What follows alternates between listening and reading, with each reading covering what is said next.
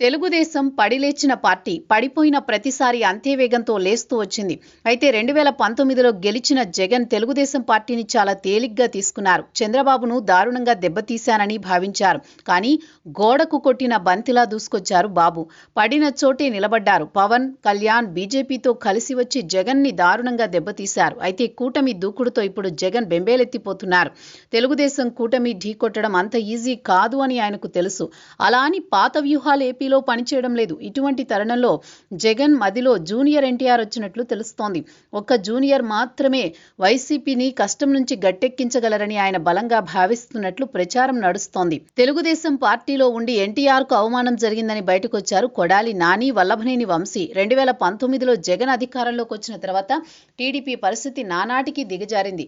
లోకేష్ వల్ల కాదు, జూనియర్ ఎన్టీఆర్ ను పార్టీలోకి రప్పించి పగ్గాలప్పించాలన్న డిమాండ్ కూడా వచ్చింది.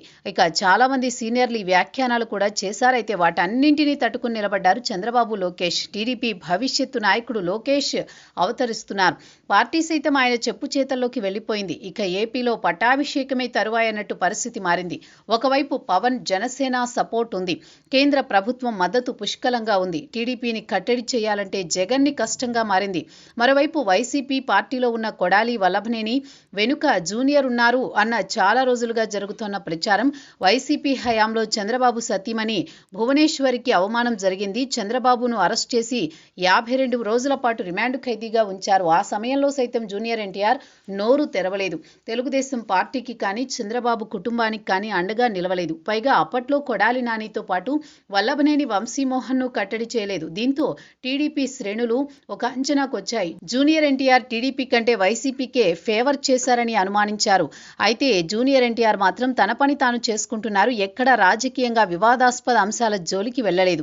అయితే మొన్న అనంతపురం జిల్లాలో జూనియర్ ఎన్టీఆర్ విషయంలో ఒక వివాదం జరిగిన సంగతి తెలిసిందే. టీడీపీ ఎమ్మెల్యే ఒకరు జూనియర్ ఎన్టీఆర్ సినిమా విడుదల సమయంలో చేసిన వ్యాఖ్యలు వివాదానికి కారణమయ్యాయి. అయితే ఈ వివాదాన్ని పెద్దదిగా చేయడం వెనుక వైసీపీ పాత్ర ఉందని కామెంట్స్ వినిపించాయి. జూనియర్ ఎన్టీఆర్ ను మరోసారి తెరపైకి తెచ్చి టీడీపీలో చీలిక తేవాలని జగన్ ప్రయత్నించినట్లు అనుమానాలొస్తున్నాయి.